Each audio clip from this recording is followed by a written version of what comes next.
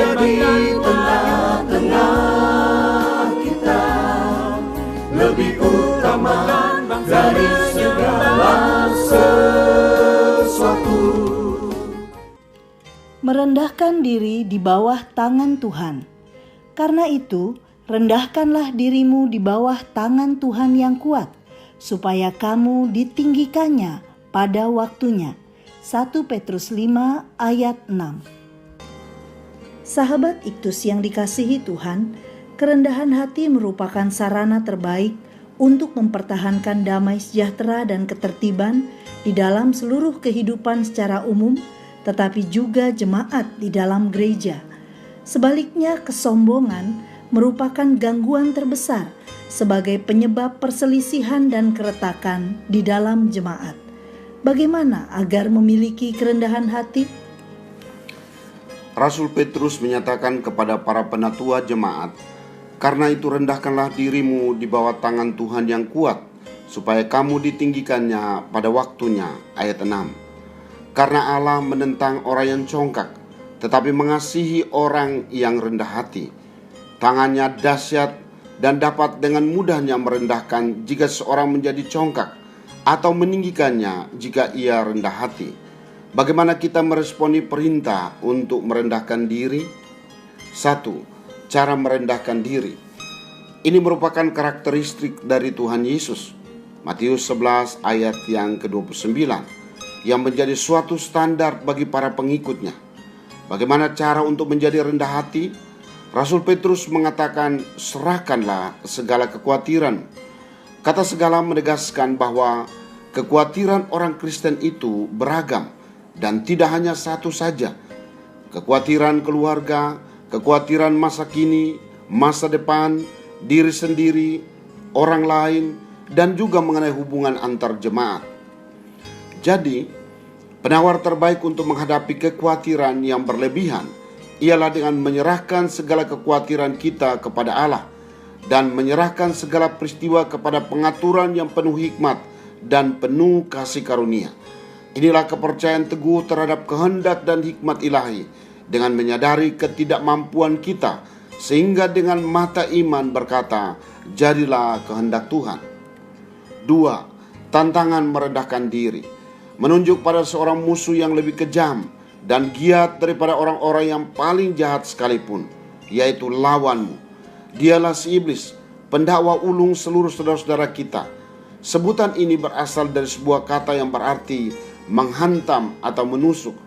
Dia adalah singa yang mengaum-ngaum, lapar, ganas, kuat, dan kejam, pemburu jiwa-jiwa yang ganas dan tamak. Melalui kegiatannya, berjalan keliling mencari orang yang dapat ditelannya. Karena itu sadarlah, dengan mengendalikan diri secara lahiriah dan batiniah untuk berlaku sabar, sederhana, dan mematikan keinginan dosa.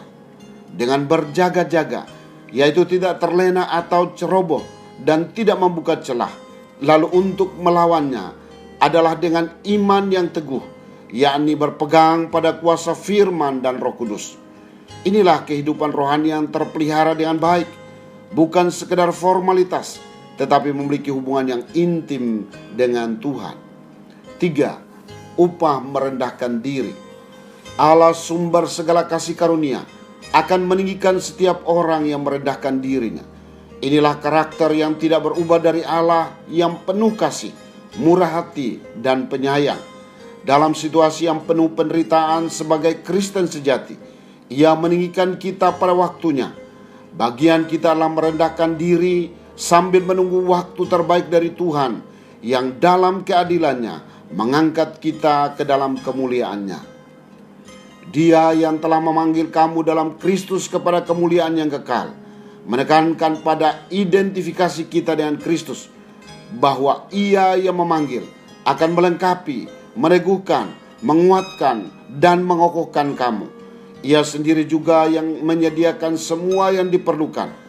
Ialah yang punya kuasa sampai selama-lamanya. Ayat 11 adalah sikap berserah kepada Allah sebagai pengendali hidup. Roma 11 ayat 36.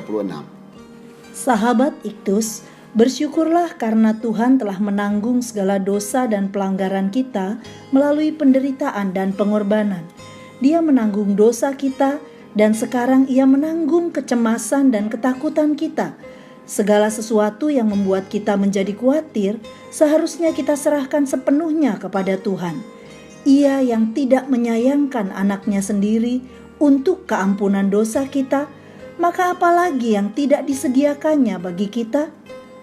Saya mau membuka mata dan berjaga-jaga karena iblis berjalan seperti singa yang mengaum di sekitar saya. Karena itu dalam iman yang teguh, saya melawan tipu muslihat si jahat. Dengan mata iman saya menantikan waktu Tuhan mengangkat dan meninggikan saya. Faktanya bahwa apa yang saya alami juga dialami oleh semua saudara di seluruh dunia, membuat saya tidak menjadi lemah. Sebab kamu tahu bahwa semua saudaramu di seluruh dunia menanggung penderitaan yang sama. Sahabat Iktus yang dikasihi Tuhan, sudahkah saya merendahkan diri dengan cara menyerahkan segala kekhawatiran saya kepada Tuhan? Apa yang si jahat lakukan ketika saya belajar untuk merendahkan diri? Apa upah yang kita peroleh jika kita merendahkan diri?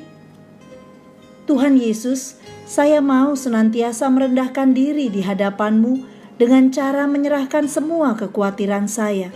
Karena kekhawatiran tidak dapat mengurangi sedikit pun beban saya.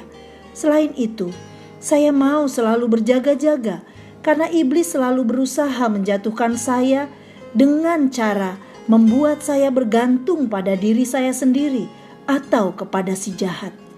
Ya Tuhan, mata saya tetap memandang pada kemuliaan-Mu, bahwa dalam kuat kuasa-Mu, Engkau akan meninggikan saya pada waktunya. Amin. Jalan untuk naik ke atas adalah turun ke bawah. Kristuslah yang harus